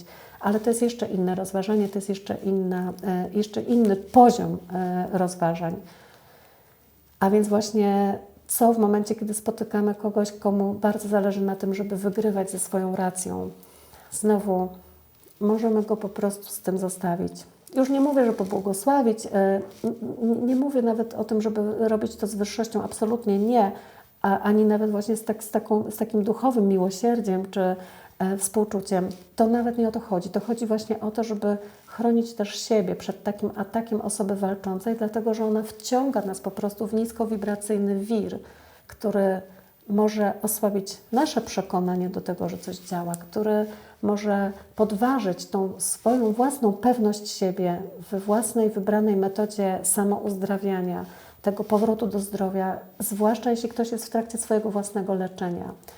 Jeśli już zdecydowałaś na taki krok, żeby pójść w naturoterapię, żeby skorzystać czy z biologii totalnej, czy z innej metody, bo może jesteś tutaj ze świata jakiejś innej dobrej metody, to teraz nie ma znaczenia, bo to rozważanie będzie dotyczyło tak samo jednej, jak i drugiej, czy trzeciej. Chodzi po prostu o to, żeby zrozumieć, że do momentu, w którym my nie osiągniemy celu, czyli tego powrotu do pełnego zdrowia, będąc w trakcie całego procesu uzdrawiania, jesteśmy bardzo wrażliwi, bo jesteśmy po prostu trochę jak jajko bez skorupki. Już porzuciwszy stary świat, już właśnie zostawiając za sobą tą strefę komfortu, wyruszywszy w drogę z tym maleńkim węzełkiem gdzieś na plecach, idąc w nieznane totalnie i właśnie tutaj narażeni na ten obstrzał, to boli i to potrafi właśnie zachwiać człowiekiem. Ale jeżeli naprawdę zrobiłeś bardzo dobrą analizę przed wyruszeniem w drogę i obraniem kierunku i naprawdę wiesz, z jakiego powodu wybrałeś właśnie tą ścieżkę, a nie inną, to trzymaj się tej ścieżki. Osoby, które nie wytrwają na takiej ścieżce, to są osoby, które zawracają z tej drogi dlatego, że w zasadzie wcale nie wiedzą, dlaczego na nią w ogóle weszły. Czyli nie było tej dobrej analizy, że tak, z wszystkich metod i z wszystkich możliwości, jakie ja mam, wybieram właśnie tą. Nie. To były osoby, które bardzo często zadziałał na nich jakiś impuls i po prostu podążyły za tym impulsem, nie do końca świadomie wybierając, że to ma być właśnie trochę bardziej ta droga, czy trochę bardziej ta. I wtedy takie coś jest bardzo łatwo obalić, bardzo łatwo zachwiać, no to może właśnie taki oportunista, jak Ci się pojawi na drodze i zacznie z Tobą dyskutować, to bardzo dobrze, bo będziesz mogła zweryfikować swoją decyzję. Może to jest moment na zmianę kierunku, może rzeczywiście ktoś Cię przekona do tego, że jakieś inne leczenie, jakaś inna terapia jest dla Ciebie lepsza. Może właśnie powrót do medycyny klasycznej zamiast łączenia medycyny klasycznej z naturoterapią albo wyboru samej ścieżki naturoterapii. Może właśnie masz przestać się modlić, bo to nie działa. Wybierz sam, poczuj właśnie, bo jakim głosem kto do Ciebie przemawia i do czego Cię namawia, za jakim głosem pójdziesz i co wybierzesz. Tych powodów, dla których właśnie możemy spotykać oportunistów, też jest dużo, więc też warto sprawdzić w sobie, co jest we mnie takiego, że wokół mnie są osoby, które podważają to, co ja robię, które negują wartość tego, co wybieram, sposobu leczenia, wartość w ogóle całej metody jako biologii totalnej. Co to za magnes we mnie, że przyciągnął właśnie takiego opozycjonistę? Co to się w ogóle wydarzyło? I powiem Wam, to jest o tyle ciekawe rozważanie, że najczęściej znajdziemy gdzieś w sobie właśnie albo lęk, jakąś niepewność, albo skonfrontujemy się z tym, że rzeczywiście brakuje nam wiedzy i poszliśmy w coś w ciemno, może za jakimś przykładem, może za jakimś idolem, może za jakimś impulsem, ale jednak właśnie nie przemyślawszy tego do końca, w porządku. To jest właśnie moment na to, żeby dorobić sobie właśnie teraz wszystko to, co jest potrzebne, albo zyskać więcej wiedzy, doszkolić się, może właśnie jeszcze gdzieś pójść na jakąś konsultację, może obejrzeć jakieś szkolenie, webinar, czy przeczytać książkę właśnie po to, żeby wiedzieć, co wybrałem i czy na pewno zostaję na tej drodze. Czy to właśnie ta osoba pojawiła się tutaj w moim życiu, żeby jeszcze bardziej pomóc mi ugruntować się w moim wyborze, czy po prostu dojść do wniosku, że źle wybrałem? Po co ta osoba na mojej drodze? To naprawdę bardzo ważne pytanie. Po co ktoś, kto cały czas mnie pyta o dowody naukowe? Może właśnie po to, żebym ja sama się skonfrontowała, czy sam się skonfrontował z tym, ile we mnie działania z poziomu głowy i z poziomu intelektu, a ile z poziomu serca? Może ja sam jeszcze jestem niepewny właśnie, czy mogę podążać za głosem intuicji, za swoim własnym czuciem, za tym, co we mnie woła, co gdzieś pcha mnie właśnie w takim, a nie innym kierunku. a na ile właśnie moja głowa jeszcze tutaj budzi tą niepewność, na ile jeszcze ja rzeczywiście sam jestem w lęku, na ile ja sam walczę z autorytetami, na ile to jest moje własne ego. Może nie w tej dziedzinie, może nie w związku z biologią totalną, ale może w zupełnie innym obszarze swojego życia. Ja również jestem ten, który cały czas wchodzi w walkę, cały czas udowadnia rację, występuje z poziomu dumy. A więc to może jeszcze ten kawałek do tak zwanego przepracowania. Choć nie lubię tego słowa, ale rozumiemy, jakie ma teraz tutaj znaczenie. Po co ta osoba pojawiła się tutaj na mojej drodze z tym właśnie pytaniem o dowody naukowe? Gdzie we mnie wątpliwości? To jest pytanie, na które każdy potrzebuje odpowiedzieć sobie sam, ponieważ tak naprawdę okazuje się, że wszystko jedno, czy będziemy rozmawiać o dumie, czy będziemy rozmawiać o lęku, czy rozmawiamy o ego, czy o tej właśnie walce z autorytetem, powiedzmy o złości. Zobaczcie, każda z tych emocji, którą tutaj wymieniłam, według Davida Hawkinsa, którego kochamy, szanujemy i jesteśmy mu wdzięczni za jego pracę nad kalibracją tych wszystkich stanów psychoemocjonalnych, każda z nich jest w wartości poniżej 200 w tej tabeli mapy poziomów świadomości. Duma 175, lęk 50, złość 150. No, w ogóle w czym my jesteśmy? To wszystko to jest wibracja, w której przecież nie wybieramy być, kiedy chcemy być zdrowi. Żeby zdrowieć, musimy przekroczyć to magiczne 200. Chcemy wejść na poziom akceptacji, co najmniej akceptacji. 350, najlepiej na poziom miłości. 500. Tam już nie ma miejsca na walkę z kimś, kto czegoś może nie rozumie, nie przyjmuje czy odrzuca. Tam jest akceptacja, tam jest współczucie, tam jest empatia, tam jest zrozumienie, tam jest świadomość tego, że jest przestrzeń i dla mnie, i dla Ciebie, jest przestrzeń i na taką metodę, i na inną. Jest zrozumienie, że każdy wybiera swoją ścieżkę i jeden idzie bardziej naukowo, drugi mniej. Jeden potrzebuje więcej dla głowy i tych argumentów, które do niego przemówią, drugi idzie za swoim głosem intuicji, za sercem i nie wartościujmy, który głos jest ważniejszy.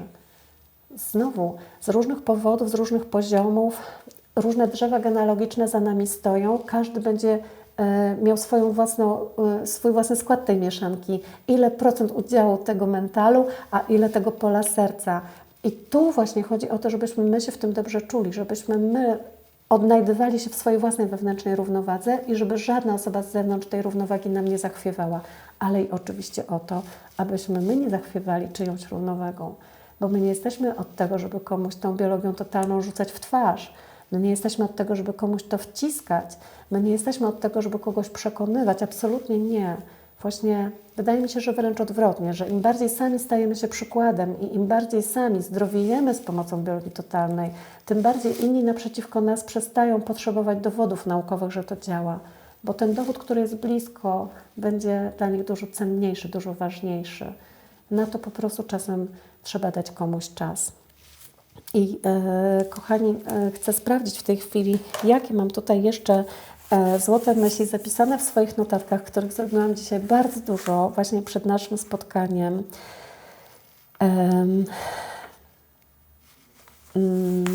Tak, pozwólcie mi, że sobie właśnie jeszcze tutaj spojrzę. Może będę wracać jeszcze do różnych wątków, które tutaj poruszyłam właśnie po to, żeby je troszeczkę pouzupełniać właśnie a propos tych badań naukowych. Zobaczcie znowu, żeby czasem coś zbadać, my potrzebujemy obiektu tych badań. I niestety okazuje się, że bardzo często obiekt do badania będzie w warunkach sztucznych w stosunku do tych, w jakich my żyjemy, gdzie chcielibyśmy zobaczyć, że te badania cokolwiek udowadniają. Często bardzo te badania są prowadzone na hodowlach komórkowych, na wyizolowanych tkankach, albo nawet na całych organizmach żywych, tylko że właśnie hodowanych w sztucznych warunkach. Ja już nie mówię, słuchajcie, tutaj o takim aspekcie etycznym, który jest jeszcze również do wzięcia pod uwagę, że bardzo często te eksperymenty są po prostu do podważenia z punktu widzenia etyki, a więc właśnie bardzo trudne warunki hodowlane dla zwierząt, czy już nie wspominam o tych eksperymentach medycznych, które były prowadzone w obozach koncentracyjnych, ale przecież wiecie i historia po prostu bardzo dużo donosi na ten temat, że wiele tak zwanych badań naukowych dzisiejszych po prostu pochodzi z czasów, gdzie te eksperymenty były prowadzone nieludzko. Więc właśnie, czy my możemy się na takich dowodach też opierać, czy my możemy uznawać właśnie to za dowód? To jest... Zostawiam Was właśnie z taką refleksją, bo znowu pole informacyjne działa, więc mamy świadomość tego, że w pewnych warunkach sztucznych my nie jesteśmy w stanie odwzorować tego, jak pewne czy substancje chemiczne, czy metody, czy techniki działają na żywym człowieku w warunkach dla niego naturalnych. Znowu pytanie, co jest dla kogo warunkiem naturalnym. Teraz wiecie, że byłam na urlopie. Króciutki wyjazd na Wyspę Wulkaniczną, Wyspy Kanaryjskie. Jak popatrzyłam sobie, w jakich tak zwanych warunkach naturalnych żyją ludzie tam i porównałam to z tym, jak my żyjemy tutaj w Polsce, już nawet właśnie taka próba statystyczna po prostu wykluczyłaby te badania. Po prostu zupełnie inaczej żyje się na piachu nawiewanym nad Sahary, na ziemię wulkaniczną, na której nic nie rośnie. Jak my możemy porównywać jedzenie, które właśnie spożywamy z dwóch różnych gleb, u nas zupełnie inne? Jak my możemy porównywać te warunki, gdzie mamy inny poziom nasłonecznienia, inną czystość powietrza itd., itd. To jest po prostu nie do porównania, ale właśnie niestety takie badania są prowadzone, więc znowu my możemy temu zaufać do końca, to temu będziemy ufać, bo bardzo potrzebujemy tych badań naukowych i w tym wszystkim właśnie cały czas ten pomijany aspekt pola informacyjnego, ten aspekt psychoemocjonalny, tej takiej właśnie miękkiej przyczynowości, nie tych twardych takich faktów, które są łatwe do wyłuskania i do porównania pod tytułem 100% kobiet z rakiem piersi było zdradzonych przez swojego męża. Powiedzmy, to byłby fakt, ale czy okoliczności są takie same? A która z nich zdradzała swojego męża, a która nie? A u której rodziców były takie przypadki w przeszłości? U dziadków, u pradziadków? A co to były w ogóle za sytuacje, że dochodziło do zdrady i tak dalej? To już są właśnie kwestie miękkie. To już nie jest takie 1 do 1, co można wpisać w kratkę gdzieś. W tych właśnie badaniach takich rzeczy się nie uwzględnia.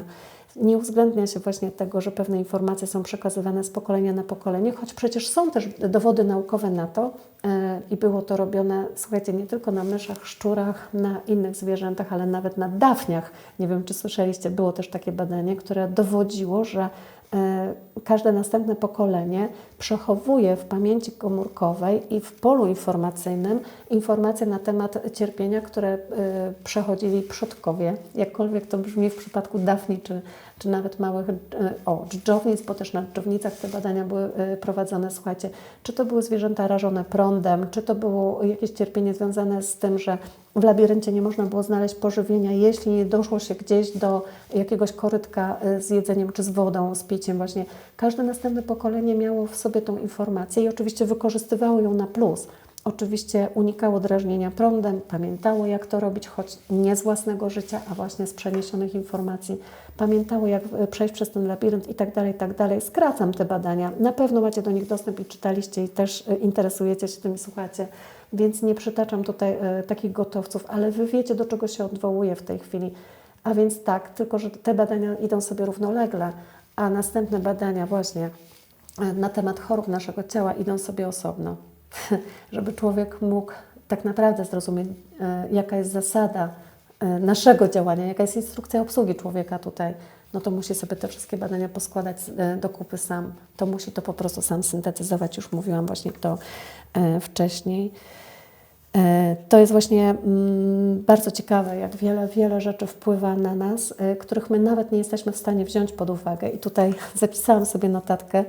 Nie wiem, czy kiedyś Wam to mówiłam, czy nie, ale rzeczywiście tak, mam też taką historię w swoim życiu, że jeszcze zanim przystąpiłam do pracy magisterskiej, to wcześniej robiłam olimpiadę z biologii, olimpiadę w liceum.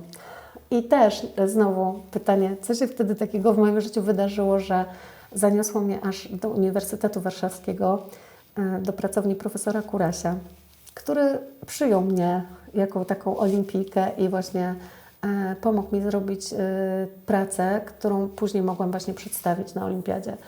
Ta praca polegała na tym, żeby badać wpływ nasion rzepaku na siebie nawzajem, czyli badać tak zwane zjawisko allelopatii. Chodzi o to, żeby sprawdzić w całej tej pracy, którą robiłam, jaki jest krytyczny poziom ilości nasion w jednej szalce, który sprawia, że w którymś momencie nasiona albo przestaną kiełkować, albo już w ogóle rosnąć. No i co się okazało, że jeżeli było 50 nasion na danej szalce, to one bardzo pięknie rosły, ale jak było 100, to już był właśnie taki moment, w którym one ograniczały swój wzrost, a sprawdzałam to mierząc hypokotyl każdego nasionka. Hypokotyl to jest właśnie to, co później dało dygę w przyszłości, w odróżnieniu od korzonka, który gdzieś wyrośnie z drugiej strony. Ja to mierzyłam linijką, słuchajcie, siedząc po prostu dniami i nocami, to były tysiące nasion rzepaku, które ja po prostu zmierzyłam linijką i dzień po dniu sprawdzałam, co ile milimetrów po prostu te hypokotyle rosły, po to, żeby to wpisywać w słupki w Excelu i właśnie udowadniać te statystyki. Co mi się stało w głowę, że ja to robiłam, zamiast oglądać jakiegoś Alfa albo Friendsy, albo nie wiem, jakieś inne seriale, o których dzisiaj moi znajomi opowiadają, a ja o nich nie mam pojęcia, to ja nie wiem, po prostu uwierzcie mi, ale ja byłam tak zafascynowana po prostu badaniem tych nasion rzepaku, że ja miałam po prostu kilkadziesiąt szalek i po setki tych nasion w każdej szalce i przez 2 tygodnie po prostu to badałam, mierzyłam i sprawdzałam. Taka właśnie byłam. Mówiłam Wam już, że jestem biologiem z urodzenia. I lubię to dociekanie. Mnie to naprawdę fascynuje. I teraz chcę Wam powiedzieć, że w tych badaniach sama udowodniłam, ale jest to oczywiście zjawisko opisane wszędzie w książkach botanicznych, że właśnie jest to zjawisko allelopatia, więc oddziaływania różnych związków chemicznych, które te nasiona wydzielają. One je wydzielają do podłoża, w tym przypadku do jakiejś ligniny czy jakiegoś agaru, na którym też te nasionka sobie rosną. Tak, one się po prostu znajdują w tym płynie. My możemy dzisiaj powiedzieć, powiedzmy, międzykomórkowym. Możemy to też tak zobaczyć. Ale tak, wtedy to był płyn międzynasionkowy. Tych substancji tam było naprawdę bardzo dużo. I jedne wzmacniają działanie nawzajem. Także te nasiona mogą lepiej rosnąć. W momencie, kiedy jest ich mało, one będą wzmacniać swoje działanie, ale w momencie, kiedy jest ich bardzo dużo, one będą nawzajem siebie osłabiać. To jest po prostu konkurencja, która się uruchamia. I my naprawdę mało wiemy o tym, jakie czynniki oddziałują. Nikt tych substancji nie zna do końca. Oczywiście niektóre są zbadane, ale czy wszystkie? Czy jest możliwość, żeby sprawdzić, jaka ilość substancji jest wydzielana przez każdy z takich nasion rzepaku, właśnie żeby ograniczyć wzrost pozostałych? Jestem przekonana, że tego nie wie nikt. Jestem przekonana na podstawie badań, które były robione na olejkach naturalnych, gdzie jest powiedziane, że w jednej kropelce takiego olejku naturalnego, który jest wydzielany przez rośliny do tego, żeby broniły się przed infekcją grzybiczą, bakteryjną czy wirusową, żeby właśnie chroniły się przed różnymi zagrożeniami w swoim życiu roślinnym, w jednej kropli takiego olejku jest około 3000 substancji działających czynnie. A więc co my wiemy o tym świecie? Słuchajcie, co my badamy w ogóle? Czego my szukamy? Naprawdę to szkiełko i oko takie ważne, żeby można było sobie pomóc? To jest po prostu niesamowite. Dobrze, to słuchajcie, to tutaj tą kartkę odkładam. Tutaj już właśnie tak.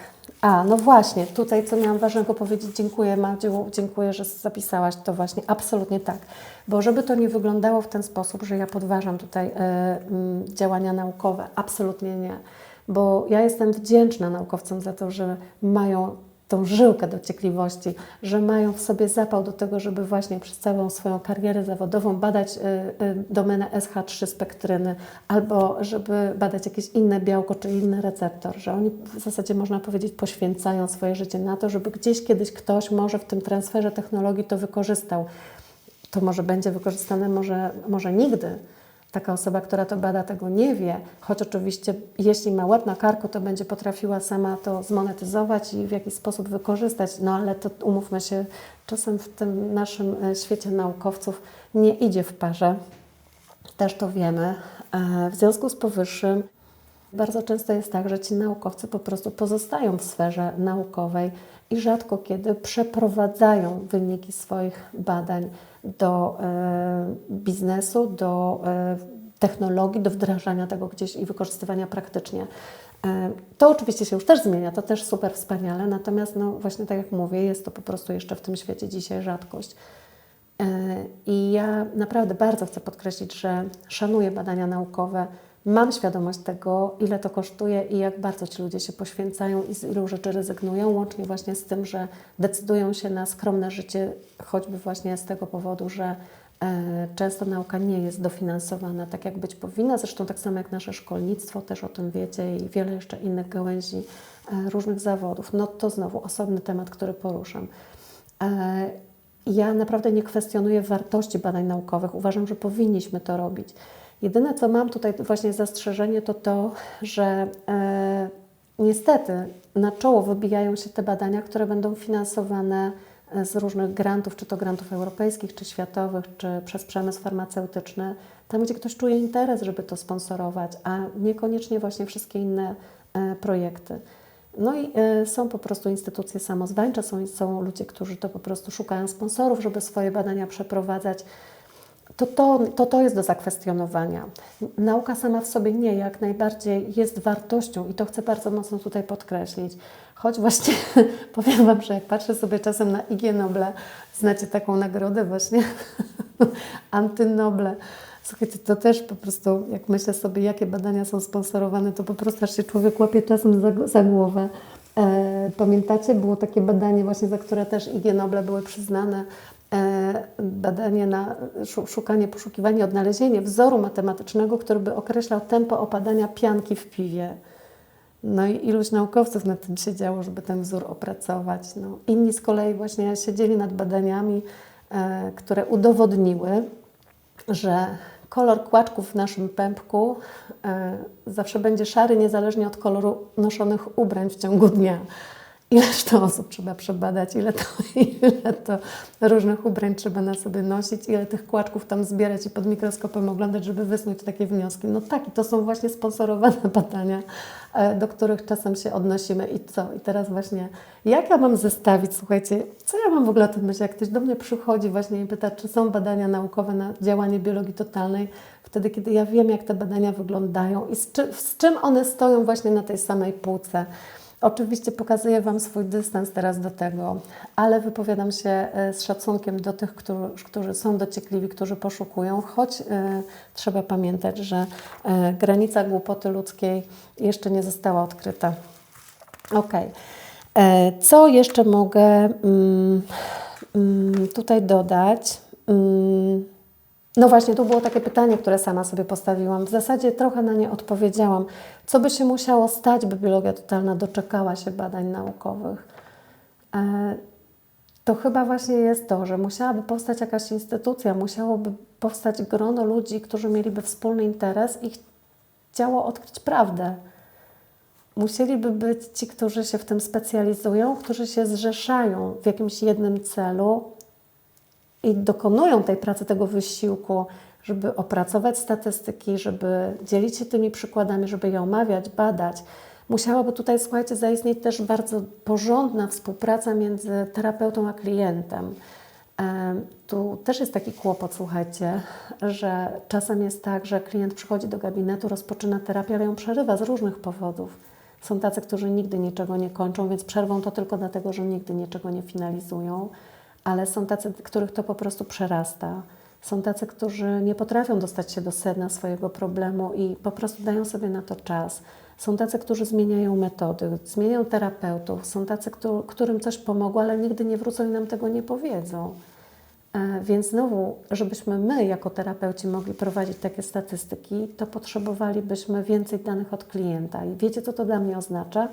Bo ja bardzo często zadawałam sobie pytanie, czy z poziomu moralnego ja mam prawo zadzwonić do swojego klienta i zapytać: hej, co u Ciebie? Co u Ciebie po kilku miesiącach, po kilku latach? Jak się Twoje życie potoczyło? Ja jestem tego bardzo ciekawa. Uwierzcie mi, że ja naprawdę śledzę te ludzkie losy i zwłaszcza jeśli pracowałam z kimś w kilka sesji i miałam możliwość zobaczyć właśnie, jak to się gdzieś w życiu układa, w którą stronę to idzie, to bardzo bym chciała znać finał, ale ludzie nie wracają, żeby o tym opowiadać. Jak im pomogło, to idą w świat, w życie z bardzo różnych powodów, bo choćby dlatego, że chcą zapomnieć o chorobie, nie chcą się już identyfikować ze swoją chorobą, z której właśnie wyszli, nie chcą pamiętać o tamtym świecie. Oni łącznie ze mną wrzucają to wszystko do jednego worka, który po prostu odcinają, idą dalej, idą w życie, cieszą się. I super, że się tak dzieje. I właśnie choćby z takiego powodu ja nigdy nie mam prawa do kogoś zadzwonić i zapytać: hej, co u Ciebie? Bo będę mu przywoływać jego stary świat. A przecież tych powodów jest dużo, dużo więcej. A więc właśnie, jak ja mam tworzyć te statystyki? Znowu, szpital ma trochę łatwiej. Bo taki pacjent, który przychodzi po receptę co jakiś czas, on po prostu musi się opowiedzieć, poddać różnym badaniom, a to ciśnienie, a to badanie krwi, a to moczu, a to inne. Gdzieś te wyniki są zapisane i można to ze sobą zestawiać, można to porównywać. Ten pacjent ma swój nadany numer, ten pacjent ma całą swoją historię, te PESEL-e tam w tym systemie medycznym krążą, w związku z tym zawsze będzie to łatwe do odszukania. Tak, można po prostu wyciągnąć dowolne dane później właśnie z takiej karty historii choroby danego pacjenta. Ale my właśnie jako terapeuci, czy my mamy takie możliwości? Nie, nie mamy takich możliwości, więc znowu, co by się musiało stać? Ale wydaje mi się, że to pytanie nie jest tak istotne, co by się musiało stać, żeby się to zadziało, jak pytanie, po co mielibyśmy to robić? Bo ja czuję, że tak naprawdę to, po co miałoby się to w ogóle wydarzyć, to jest udowadnianie prawdy. Czy my potrzebujemy naukowo dowieść prawdę? Ostatnio widziałam w internecie taką migawkę, gdzieś błysnął mi nagłówek. Naukowcy odkryli działanie numerologii. O proszę. Numerologia, jedna z dziedzin nauki stara jak świat. Ile ma tysięcy lat? 4000, 5000 lat? Przecież to już starożytni Grecy badali, pracowali numerologią, tak samo jak astrologią. Czy my potrzebujemy dzisiaj badań naukowych, że to działa? Słuchajcie, to jest po prostu niesamowite. Ale no tak, no naukowcy będą chcieli szukać tych dowodów i fajnie, że je znajdują. Super, niech je znajdują gdzieś dalej. Może właśnie znajdą też kiedyś dowód na to, że działa biologia totalna. Ale tak naprawdę ja myślę, że to nie jest dowód na to, że działa biologia totalna do końca, tylko to jest dowód na to, jak my działamy jako ludzie, co działa jako samouzdrawianie, jako właśnie ten czynnik, który sprzyja samouzdrawianiu. To chyba na to będziemy szukać dowodów, prawda? To właśnie chyba będą dowody na to, co jest prawdziwe w tym świecie. Ci naukowcy z Instytutu Medycyny Spirytystycznej wiedzą, że tak naprawdę wszelkie naukowe dowody sprowadzą się do tego, żeby udowodnić, że działa światło w nas, że działa Stwórca, połączenie ze źródłem. No jak ktoś chce szukać na to dowodów, to powodzenia. Bo tak naprawdę chciałabym Was zostawić dzisiaj właśnie z tą refleksją. Mamy swoją wewnętrzną moc, wewnętrzną mądrość i wewnętrzną sprawczość. Każdy z nas ma tego wewnętrznego lekarza, który pozwala mu na samouzdrowienie. Każdy z nas ma i serce, i rozum, i potrzebne jest i jedno, i drugie, i nie będziemy wartościować, co jest tutaj ważniejsze, a co nie. Tutaj my mamy teraz dzisiaj taką tendencję do tego, żeby dawać przewagę polu serca, dlatego że przez tysiące lat była przewaga głowy, więc teraz będziemy to równoważyć. No to też jest naturalne, ale oczywiście my nie możemy dzisiaj o głowie zapominać. Tak, jest bardzo dobrze, ja bardzo szanuję ludzi, którzy dociekają wiedzy, którzy zgłębiają to. Też sama w tym jestem. Wiecie i znacie mnie właśnie z tej strony, że staram się też poszerzać to wszystko, co tutaj w biologii totalnej znane, o właśnie te obszary, które są jeszcze niezbadane i nieznane, na które nie mamy jeszcze dowodów, że działa, ale właśnie staramy się je zdobywać. Tak, sama właśnie w tym jestem. A więc ta głowa też potrzebna. Ten umysł oby był jak najbardziej sprawny i jak najdłużej, bo wtedy też właśnie i ta część świadoma, która może tutaj przeważać nad podświadomą, a to jest właśnie to, co nam bardzo służy. Ale oczywiście w równowadze z polem serca, oczywiście w równowadze z tą naszą intuicją, która nas prowadzi. I w tej równowadze, w tworzeniu relacji międzyludzkich, a więc właśnie w takim asertywnym strzeżeniu własnych granic, gdzie nie pozwalamy komuś przekraczać swoją agresją i jakimiś takimi, no właśnie, agresywnymi pytaniami pod tytułem a masz dowody naukowe swoich własnych granic, ale też i nie torpedujemy nikogo biologią totalną czy czymkolwiek innym, aby to koniecznie musiał stosować, czy się z tym zgadzać, jeżeli się właśnie nie zgadza. To jest właśnie to, czego potrzebujemy do własnego zdrowia i to jest to, w jaki sposób my możemy być przykładem dla innych. Tylko to i aż to jednocześnie.